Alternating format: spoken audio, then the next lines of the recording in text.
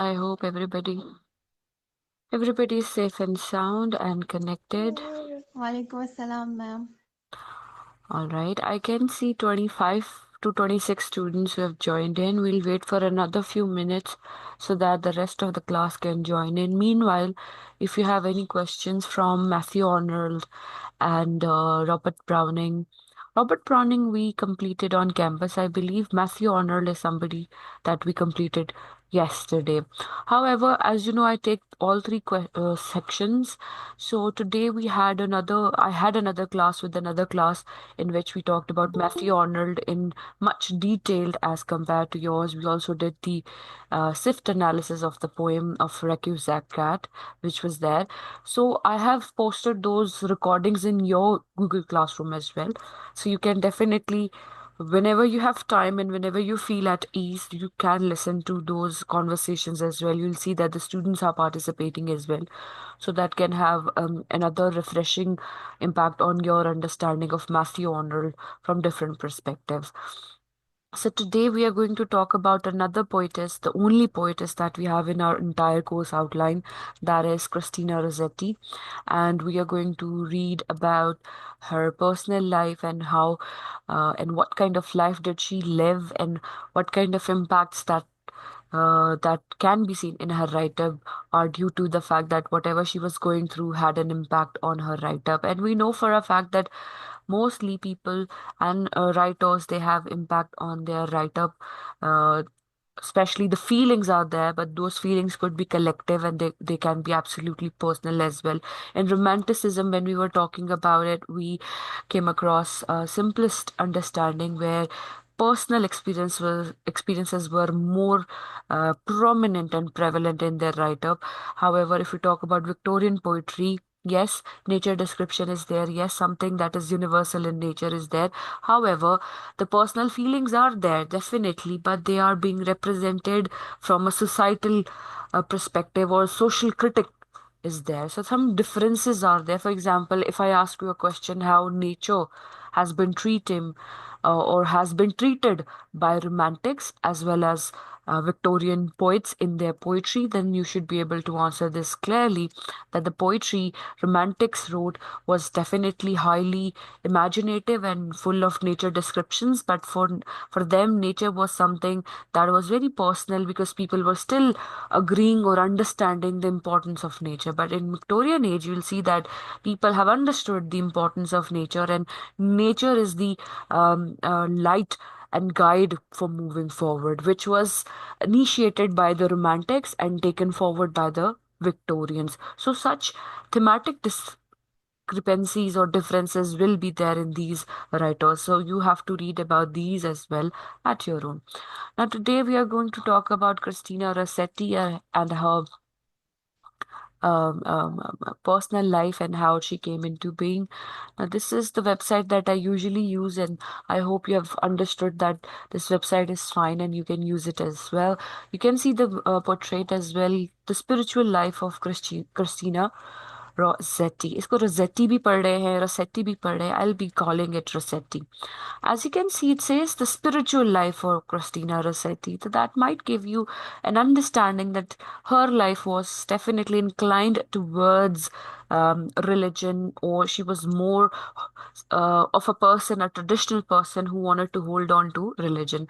Like the concerns that we have seen in Matthew Arnold will be depicted in her character, in her personality through her poetry that she held on to them. The 19th century poetess Christina Rossetti is best known for her lyrical poetry, introspection,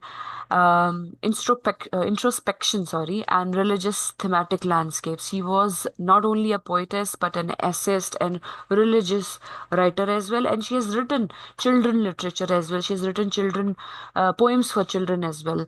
Now, she is one of the most prominent figures in English literary history to this day, and she's a Victorian poetess.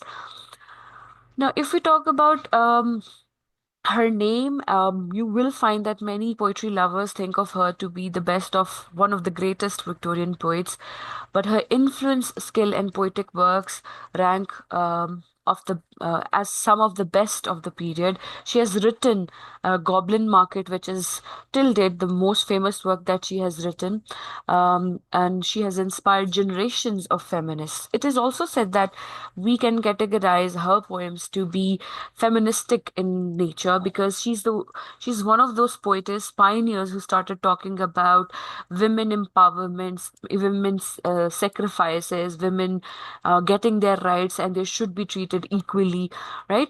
So her characters, her idealistic characters in the poems will be portraying the same thing. So she's one of those female writers as well, and she also talked about how women should get their foothold in a male-dominant literary world. Her prose was influenced by religious beliefs. She was very much into the Christian faith, and she's known for lyricist quality of her poems. Other than that, she was a prolific poet, producing over 1,000 pages of poetry in her complete poems and variety of poem types such as ballads, narrative poems, sonnets, and Christmas carols. Right?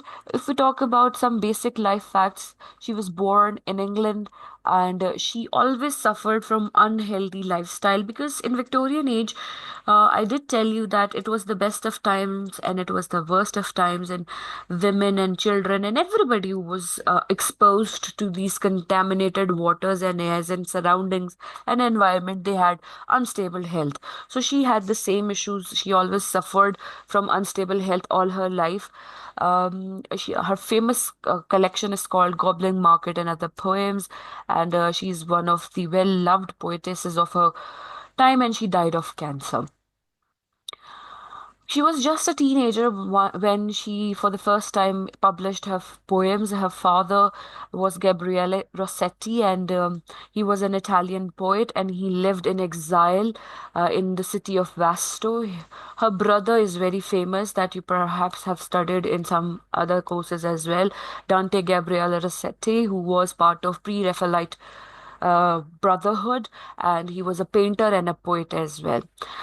She used to volunteer to local community to help people, and she used to help those fallen women of that era who were either prostitutes or who was impregnated without the wedding. So women who were having affairs and they were having affairs out of the wedlock were called fallen women, and she used to help those women because the entire society would forsake them and corner them and won't provide them any kind of facility, and she used to try to help them because she was of the view that she's not all alone. If she has conceived a child, she did not do it alone, it is the man also, and he should be facing the consequences as well. But they did not. Men did not follow or face the consequences like women did, and that is what perhaps not triggered but made Rossetti to think this way. That is why she's considered one of the feminists, earlier feminists of Victorian age as well.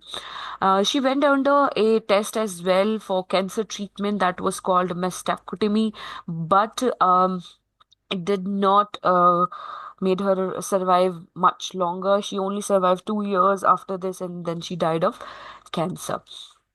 These are some of her famous poems, right? The first one is in an artist studio that we are going to discuss in our course as well. It's a Petrarchan sonnet. I hope you know that there are different types of sonnets. Sonnets are 14 lines, right? And there can be Shakespearean sonnet and Petrarchan sonnet and Spensanian sonnets as well. So this one is a Petrarchan sonnet because Petrarchan sonnet means it's written in a format that has been given by an Italian poet or writer whose name was Petrarch. Now, this poem talks about the objectification of women and an obsession of a man towards a woman in different colors and situations. Then we have another poem by him that is an apple gathering. It's an extended metaphor. What is an extended metaphor? It's a literary term that is usually utilized to refer to the long metaphorical comparison that can last for an entire poem. Metaphor तो आप समझते ही हैं कि तीन चार words या phrases को लेकर जब यूज किया जाता है तो वो मेटाफर हो जाता है, लेकिन extended metaphor could be a entire poem itself. Now this poem describes the duty and difficulties of a woman um, uh, that she has to follow and face when she loses her virginity or picks the flowers of her apple tree before it bears fruit. Simply put, in naked words and simple words, it's about a woman, uh, a, a girl becoming a woman and having to bear all the consequences that come with it. The main character of this poem does just this and falls into the deep of depression. Her life is ruined, and then she's socially dissociated. And the poem adds meaning to what one can consider the time Rossetti spent in helping women who were fallen from the grace in the society, the fallen women that I've already told you in the beginning. Another very famous, undoubtedly famous, best known poem written by Rossetti is Goblin Market. It is longer than the rest of the poems. The poems that we are going to study in the course, they are very small. They have three of them are lyrics, three of them sonnets, and they are very easily understandable. Goblin Market is about two sisters, and it also talks about having an underlying sexual tension as one is drawn by the goblins that aren't supposed to engaged with. So it's about the sexual tension that women used to feel towards men and others, and how they had to hide it, and then the conflict would result into something um, um, drastic or chaotic. Then another poem that she's written is the in the bleak midwinter. Now it is also a very well loved, best loved English Christmas carols. It describes the birth of Christ child and the visitors who came to the mango. Rossetti's speaker is a piece of is a narrator of the poem. I hope you understand. Now, the speaker in this poem contemplates or saying what kind of gift would be appropriate for the occasion, and the conclusion tells us in the poem that it's only uh, God who can provide the ultimate beautiful gift of heart to somebody or anybody on earth. Then we have another poem over here, As Forth on the Face of the Deep, is filled with rich imagery that depicts God's ability to touch every part of the world, every soul of the world. Every religious person must have felt that presence, and that is what she has depicted in her poetry as well. So this was something about her poems. Of course, we are going to talk about When I'm Dead, My Dearest. And the other poem is After Death, in which you'll see the thematic landscape is highly focused on the theme of death and life after death, right? Then she was born in Hallam Street. The facts that we have discussed so far are written in a very descriptive manner over here. Her father was a poet and an Italian person who was exiled, and he lived in Vasto. We have talked about it. Her mother, Frances Polidori, was a sister of a close friend of Lord Byron. So there was some influence of Lord Byron into the mix. Now, it was also said that her works were very much inclined towards the Pre-Raphaelite Brotherhood. Now, what was Pre-Raphaelite Brotherhoods? It was a brotherhood of, and it was a group of English artists, including writers, painters, um, critics, who founded it in 1848. Now, they believed in certain terminologies and conceptualization, and people used to believe that Christina Rossetti was part of it, but women were not supposed to be part of any movement or brotherhood, let alone.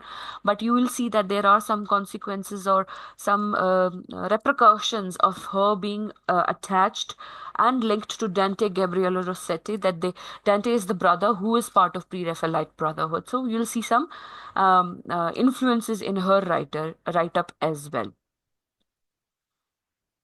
Now, Christina Rossetti, her sister Maria, and another brother, William Michael Rossetti, also became writers. So, all of them, they were somehow writers and engaged with academic purposes or creative writing.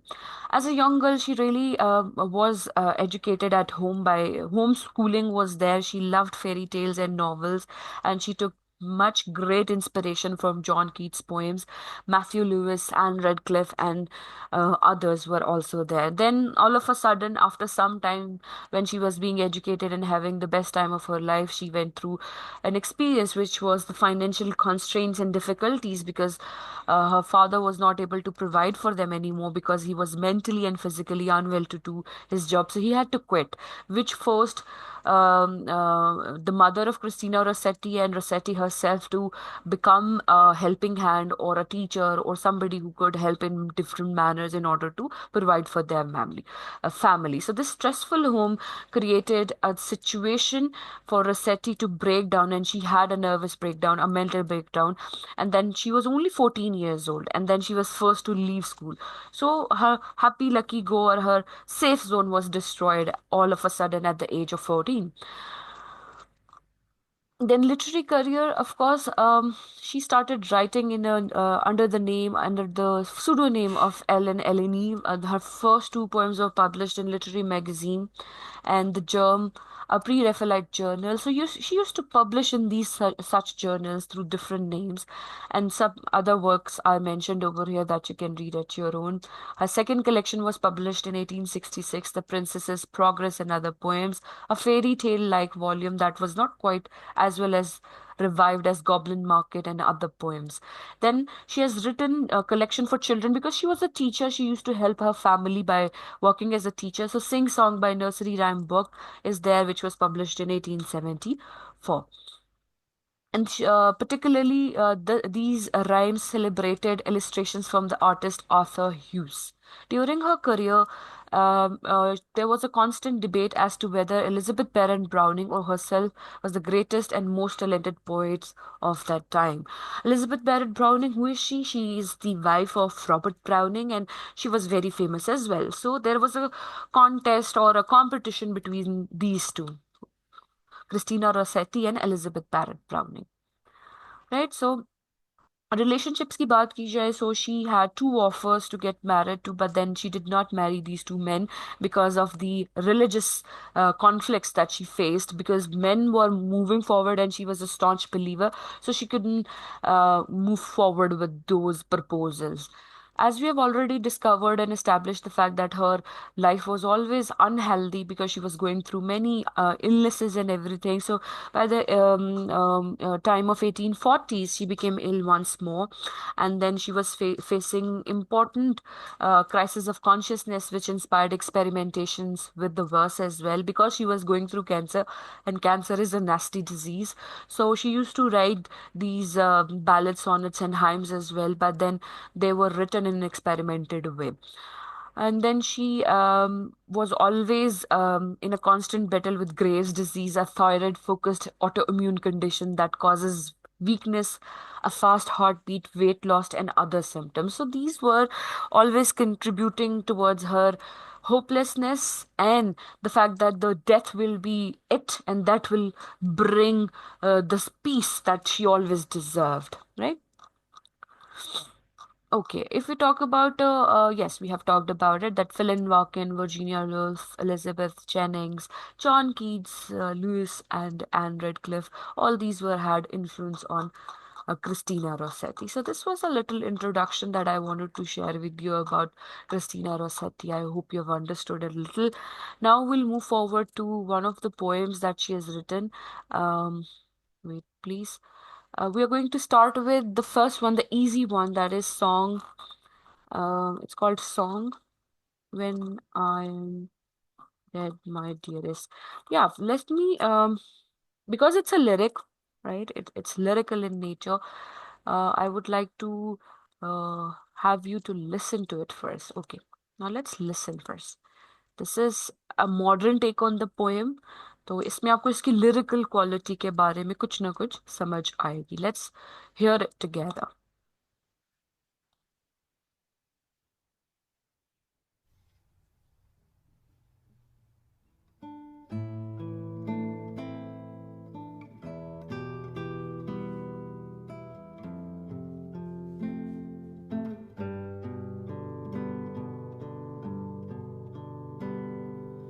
When I am dead, my dearest, sing no sad song.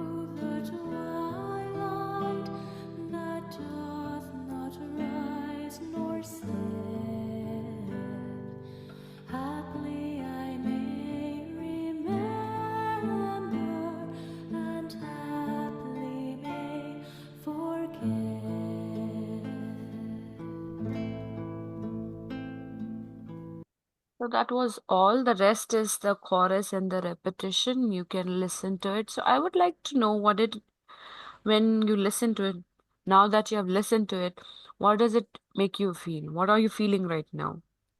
Anything that you have understood?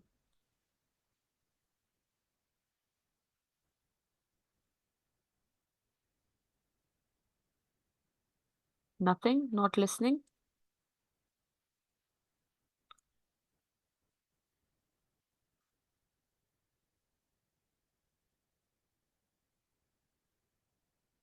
Okay, let me show you the text. And if you could tell me what the text could mean, if you would like to share that, go ahead. This is the text. 1 second.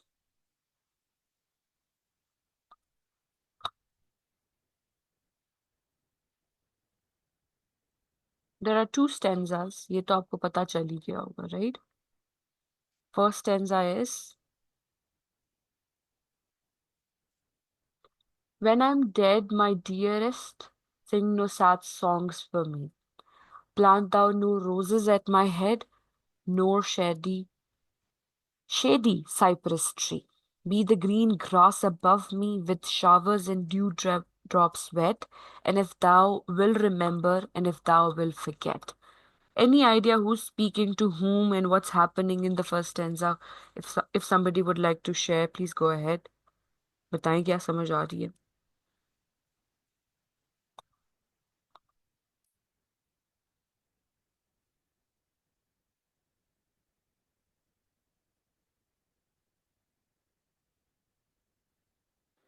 Ma'am basically वो इस first sense में ये कह रही है कि जब मैं मर जाऊँ तो वो अपने बिलीवर्ड को ही इशारा कर रही है कि मैं जब मर जाऊँ ना तो मेरे लिए कोई भी सैड सॉन्ग ना गाओ ना मेरे मतलब अब मेरे कब्र पे I think something like that कोई प्लांट ये चीज ना करो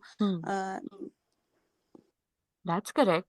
See, when I'm dead, my dearest. So the first line clearly tells us that the poetess is addressing to my dearest. Now, this my dearest could be a beloved, could be a loved one, a close one, a friend, or a parent, or a sibling, or whatsoever.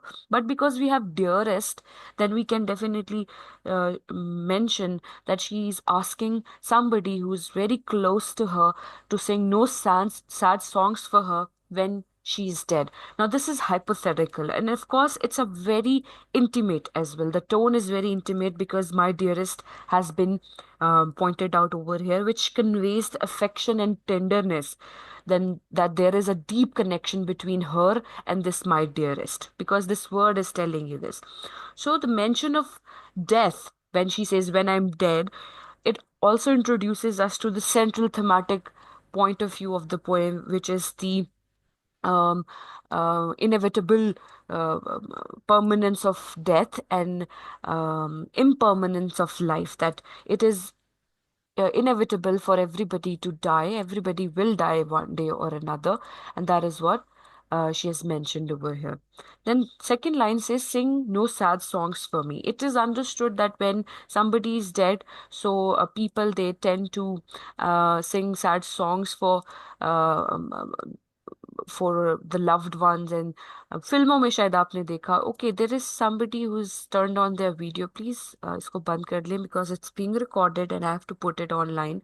So I don't want you to be seen on internet. Okay, I've changed the settings myself. Anyway, going back, when I am dead, my dearest, sing no sad songs for me. Plant thou no roses at my head, nor shady cypress tree. Now, in our graveyards in Pakistan, you have seen that people they tend to grow some plants or some trees around our loved ones. The deceased person might get shadow, and they might be saving them, the dead people, from the harshness of the weather and everything. Have you seen these practices in Pakistan?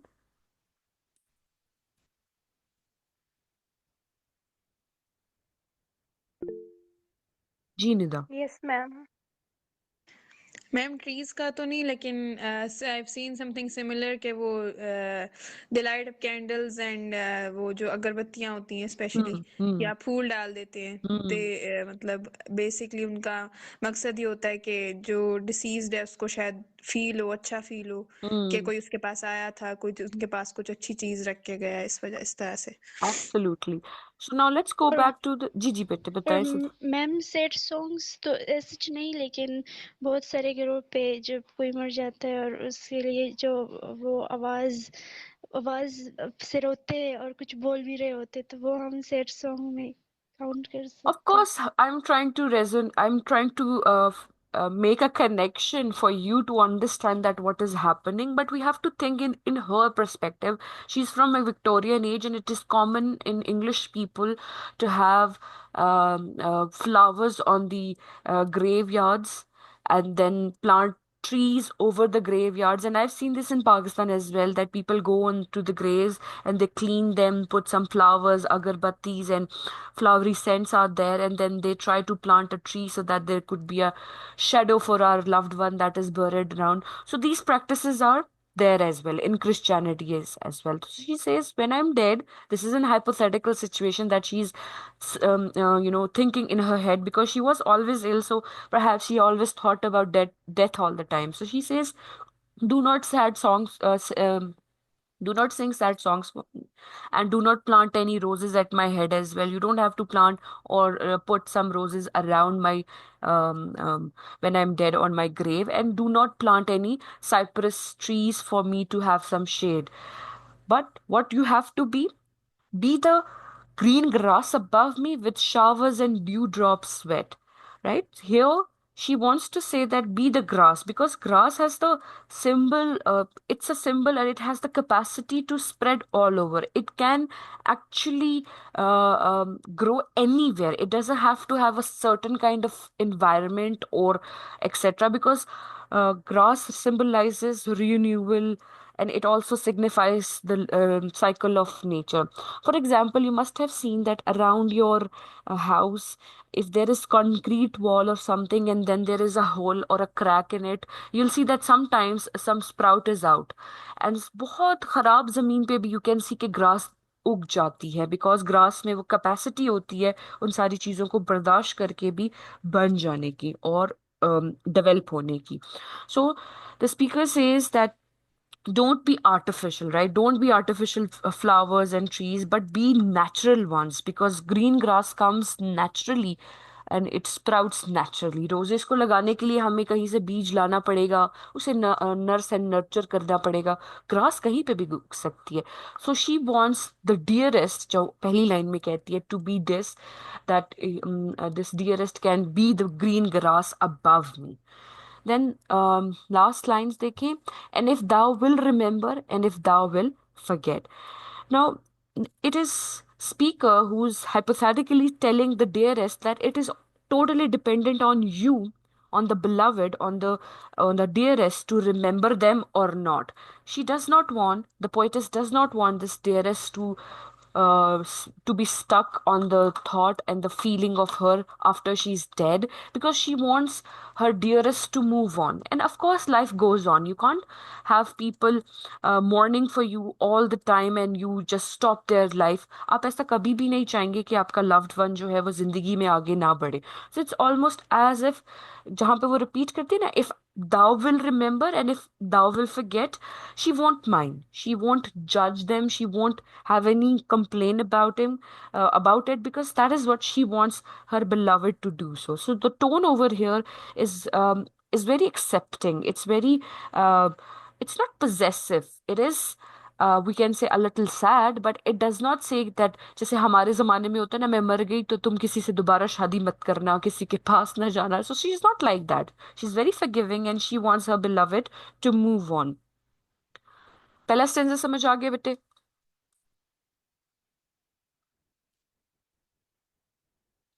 नहीं आया? Yes ma'am, आ गया है। ठीक है. Then we have the second stanza. I shall not. एक second. Okay. Hmm. I shall not see the shadows, I shall not feel the rain. Now, it is almost as if the poetess is answering the first one where she says that do not plant any trees over me or put roses on me or do this or that because uska shadow to wo feel ही नहीं कर पाएगी. So she says, I shall not see the shadows, I shall not feel the rain, I shall not hear the nightingale sing on as if in pain. And dreaming through the twilight that doth not rise nor set, happily I may remember, happily may forget. So here we can simply see that the poetess is very much inclined towards or trying to say that um, uh, don't be those shadow because I won't be able to see those shadows. I will not be able to feel the rain on my skin. I will not be able to hear the nightingale singing a sad song because nightingale is a classical symbol of beauty, melancholy, and inspiration, aspiration that has always been used in literature, right? So the poetess says that I shall not be able to enjoy these naturalistic perspectives that she has mentioned, such as shadows, rain, nightingale, twilight, dreaming. She won't be able to feel all of it. So she doesn't want the dearest to hold on to it. Now, these are secondary experiences, and we can say sensory experiences are there, and we can also say that these are the human faculties that she's trying to incorporate over here. Okay, what can shadow represent in literature? Usually, what does it interpret? How do we interpret it?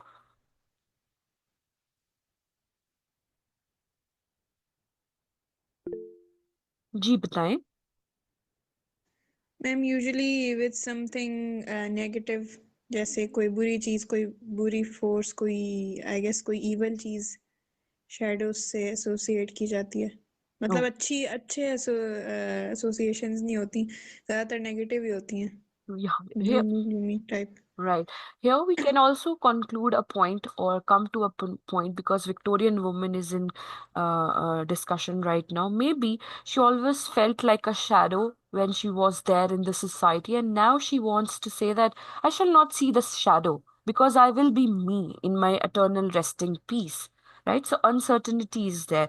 Rain, on the other hand, represents that she will not be able to enjoy the rain on her skin, which is the physical world, that she won't be able to enjoy the physical world. So it these two lines actually emphasizes on the fact that there is stillness and nothingness in death, and after death she won't be able to feel the negative impacts, positive impacts, or any impacts for that matter.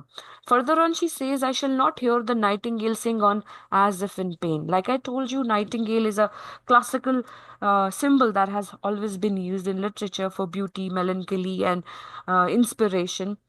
Now, here the poetess herself is able to acknowledge that the nightingales will sing on their songs. They will be going on with their lives, but she won't be able to hear these pains, the pains that she perhaps felt when she was alive. She won't have to deal with them anymore because death has arrived. And the phrase itself, which says, as if in pain, can reflect the awareness that she has understood that once she's dead, the death has occurred. Now she's liberated and she's very much free. A nightingale is on earth. It is still alive, it is still singing, and it is still in pain. But she is no more in the pain because she'll be dead by then.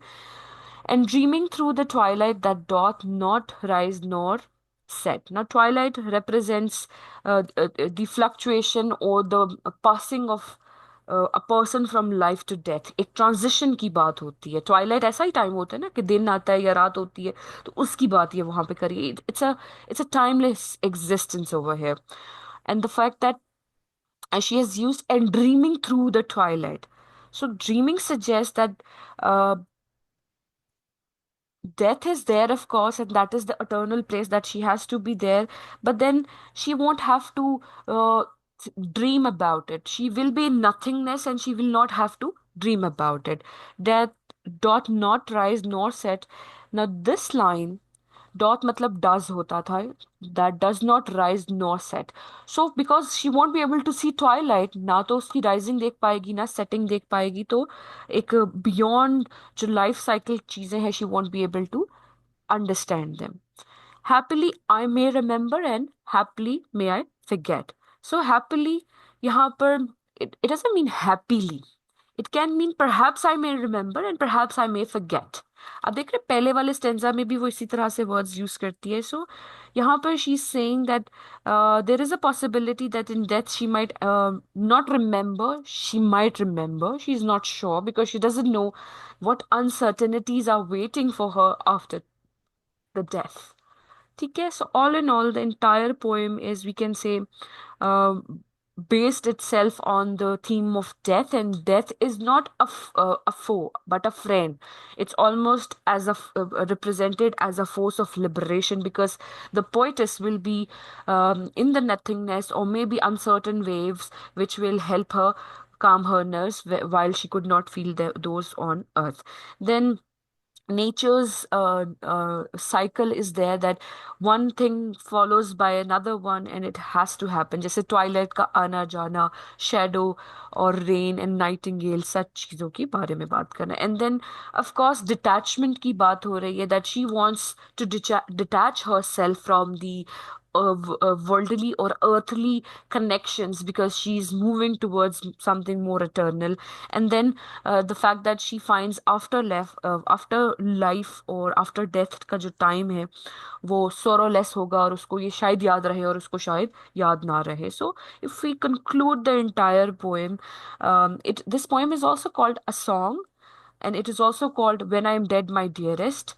It represents and presents us a very accepting view of death by the poetess, because she was sick and she was very open about this perspective.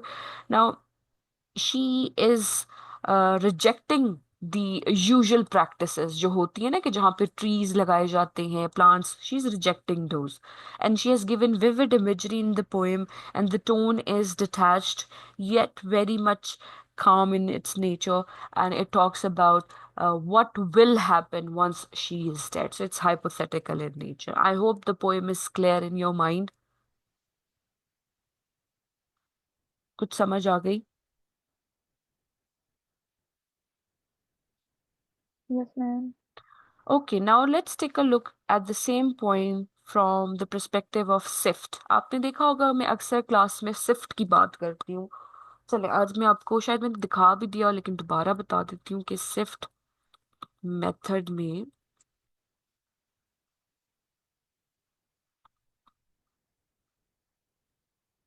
कैसा analysis आपसे expected है. ठीक है, ये है SIFT method. Let me share it. ये मैं आपकी क्लास में भी पोस्ट कर दूंगी. तो इस पोएम का SIFT मेथड यानी SIFT एनालिसिस बहुत आसानी से हो सकता है. ठीक है. First is symbols. So can you tell me इस पोएम में कौन से सिंबल्स हैं? ठीक है, फर्स्ट जो है हमारे पास वो सिंबल्स हैं. मैं ये पोएम भी आपको ओपन करके दे देती हूँ यहाँ पे.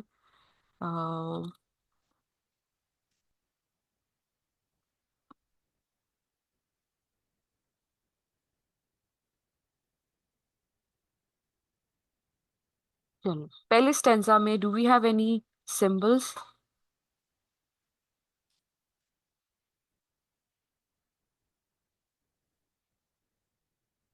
देखिए, be the green grass above me, and then dewdrops. Now this represents the natural phenomena and renewal of cycle of life. Like I told you, it's about this harmony and the fact that these grasses and these dewdrops will emerge themselves. They are not man-made, so it's a representation of that. Then roses and cypress tree, उनसे क्या पता चलता है? देखिए, Cyprus tree मैंने आपको बताया ना, कुछ trees are planted above the graveyards, so they represent this kind of shadowy और shady. Cypress tree represents death. ठीक है. और रोजेस तो हमने बात की है कि it is used as a symbol of remembering somebody. अंग्रेजों में it's very common to bring flowers to people who are dead. वो उनकी ग्रेवयार्ड्स पे फ्लावर्स रखकर जाते हैं.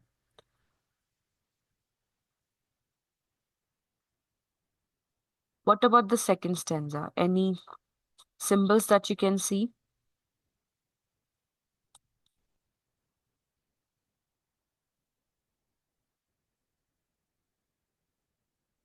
देखिए shadows and twilight दोनों ही जो हमारे पास words हैं.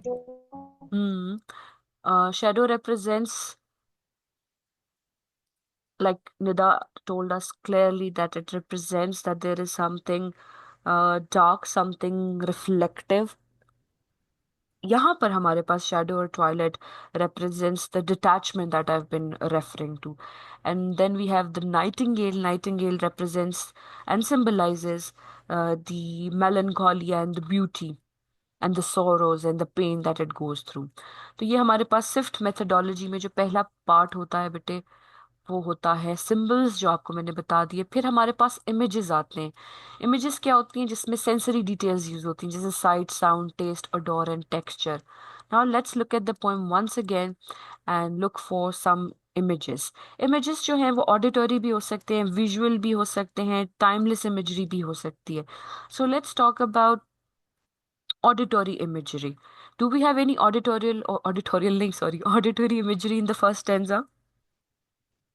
सैड सॉन्ग्स हाँ, sing no sad songs ma'am, for me. Sad songs. जी जी. सो ये ऑडिटरी इमेजरी है, जहां पर बिकॉज वो कहती है, बाद में वो कहती है आई शेल नॉट हेयर इट. देखिए सैड सॉन्ग्स का जो आंसर है उसने सेकंड स्टेंजा में दिया, तो आई shall not here it. Hearing भी आ गई और सिंगिंग भी आ गई, तो ये ऑडिटरी इमेजरी है. और ये sounds of grief, emotional intensity, sadness and इन सारी चीज़ों को इवोक करता है. Then let's talk about visual imagery. Visual imagery जिसको हम देख सकते हैं, तो विजुअल इमेजरी में क्या आएगा? I shall not see the shadows. Yes. और इसका क्वेश्चन क्या है हमारे पास? Be the green be grass. The green grass above. जी, तो ये हमारे पास हो जाएगा विजुअल रिप्रेजेंटेशन. ठीक है. उसके बाद अगर टाइमलेस इमेजरी देखें, टाइमलेस इमेजरी कहाँ है? यहाँ है जरूर, अगर आप आइडेंटिफाई कर सकें. Happily I may remember and happily may forget. That answers to these two lines. So, and dreaming is the timeless imagery ना. वो मर जाए या ना मर जाए, वो तो टाइमलेस रहेगी ना वो इमेजरी उसके माइंड में. ठीक है. ये हमारे पास सेकंड पार्ट हो गया किस चीज का? सिफ्ट एनालिसिस का. Third part is figurative language, जहां पर हम non standard use of language, metaphor, simile, repetition, omission, metaphor, simile और इस तरह की चीजों के बारे में बात करते हैं. Now let's look at the poem once more. Okay, पहली बात करते हैं, do you see any repetition in the poem?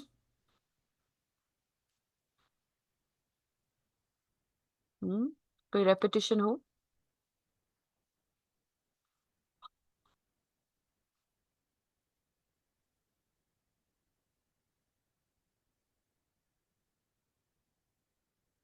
देखें, if thou will remember and forget, happily may remember and forget. So remembrance and forgetting has been repeated over here. Why they have been repeated? Once it is for the my dearest, the beloved, that if they would like to remember it or not, and then it's about herself, where she says I might remember it or I might not remember it. Then we have metaphors. So do we have any metaphor?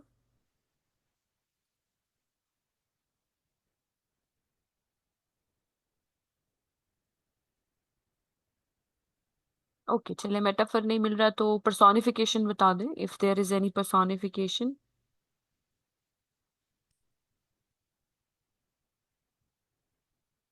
देखिए, nightingale sing on as if in pen.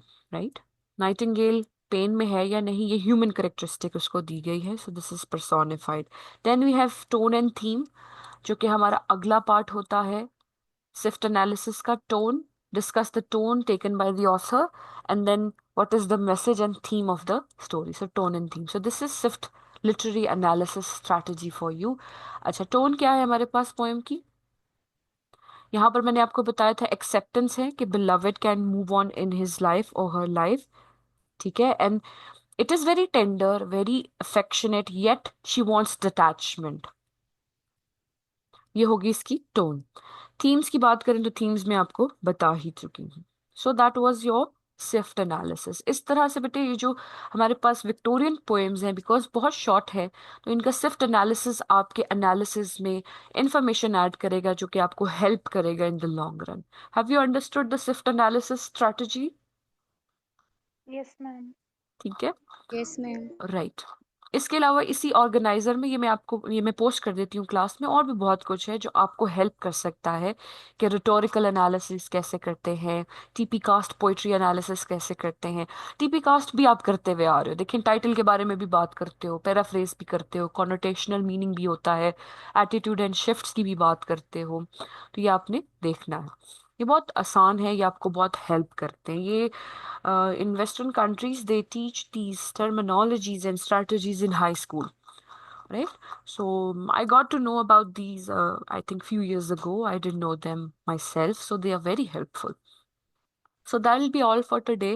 I don't want to start another poem. I want you to go through the poem uh, um, intensely or deeply yourself. And if you have any questions, you can ask those questions tomorrow. And we have a quiz on Friday, I believe, not tomorrow. Yes. So I'll see you tomorrow. And internet issues, we have those on campus. So bring the text of Christina Rossetti's other two poems in the phone, even if that's okay. अपने phone में ही ले आएं so that we can discuss it at length. Any questions बेटे? कोई सवाल हो तो पूछें.